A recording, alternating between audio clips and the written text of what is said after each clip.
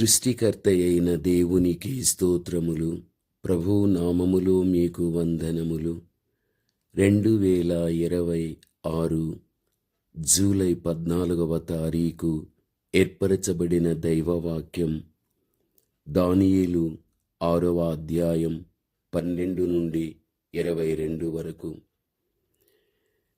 ప్రతి వ్యక్తికి ప్రక్కన ఒక దూత ఉంటాడు అని ఈ వాక్యాన్ని బట్టి మనము తెలుసుకోవాలి. నిజమే, దేవుని యందు భయభక్తి గల వారి చుట్టూ దేవుని దూతలు కాపలా ఉంటారు. దేవుడు ప్రతి మనిషికి ఒక దూతను నియమిస్తాడు. మనము ఆయన మార్గములలో నడుస్తూ ఉంటే మన వెళ్ళు చోటనెల్లా మన పాదములు తొట్టిల్లకుండా కాపాడుటకు తన దూతలకు ఆజ్ఞాపిస్తాడు.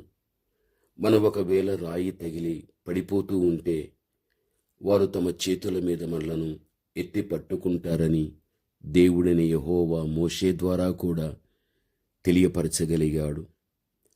ఆపదలో పడిన తన భక్తులను కాపాడుటకు దేవుడు తన దూతలను ఎలా ఏర్పాటు చేయగలుగుతాడో వాక్యాన్ని బట్టి చూడగలిగితే మనకు అర్థమవుతుంది.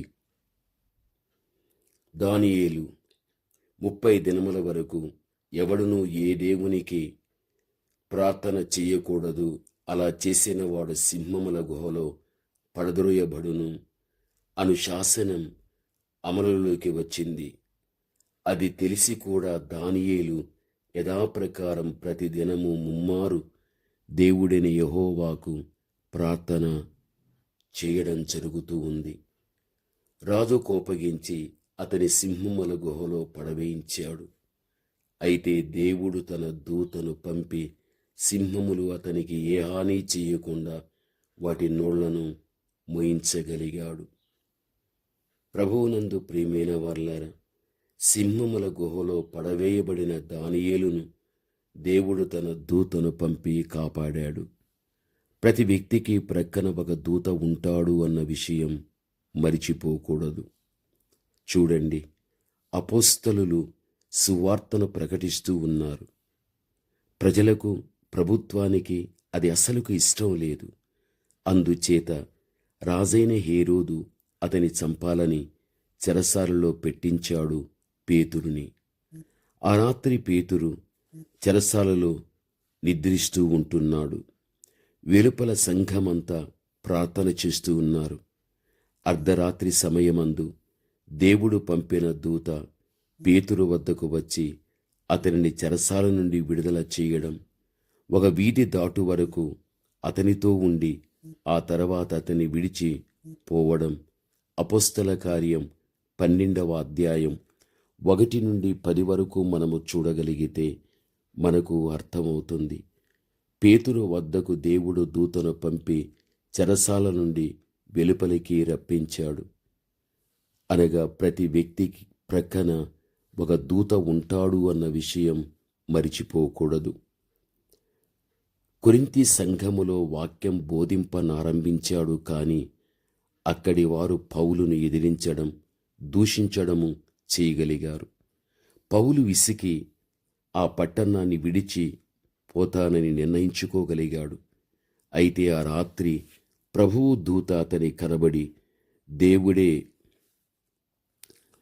అతనికి పరిచర్య చేయటానికి ఒక దూతనక్కడ దేవుడి నియమించినట్లుగా మనము చూస్తూ ఉంటున్నాం. పౌలు అక్కడ నిలబడగలిగాడు. ఒక్క దినము కూడా నిలబడలేనన్నటువంటి వాడు 1.5 సంవత్సరము నిలబడి సువార్త చేయగలిగాడు. పౌలును బలపరచటానికి దేవుడు తన దూతను పంపాడు. అనగా ప్రతి వ్యక్తి ప్రక్కన ఒక దూత ఉంటాడు అన్న విషయం మరిచిపోకూడదు. దేవుని వాక్యాన్ని వినుచున్న దేవుని కుమార్తె, దేవుని కుమారుడుగా నీ ప్రక్కన ఒక దూత ఉంటాడు అన్న విషయం మరిచిపోవద్దు. అదే నీ జీవితానికి ధైర్యం, అదే నీ జీవితానికి ఆదరణ, అదే నీ జీవితానికి కాపుదల. ప్రభువునందు ప్రియమైన వారలారా, మనం అర్థం చేసుకోవాలి. కొన్నిసార్లు ఒక్క మనిషికే అనేక మంది దూతలు కూడా కాపలా ఇవ్వబడుతారని లేఖనములో మనము చూడగలం. ప్రవక్త అయినటువంటి ఎలీషా చుట్టూ అనేక మంది దూతలు సారథ్యములు వహించి అగ్నిగుర్రములు రథములు ఉన్నట్లు ఎలీషా పనివాడు చూడ్డం 2వ రాజులు 6:17లో చూడగలం. అంత మాత్రమే కాదు, యేసు ప్రభుల వారు ఉపమానములో చెప్పిన మాట, దరిద్రుడైన లాజరు విషయములో అతడు చనిపోయినప్పుడు దేవదూతలు వచ్చి అతనిని అబ్రహాము రొమ్మున ఆనుకునుటకు తీసుకుని పోయారు.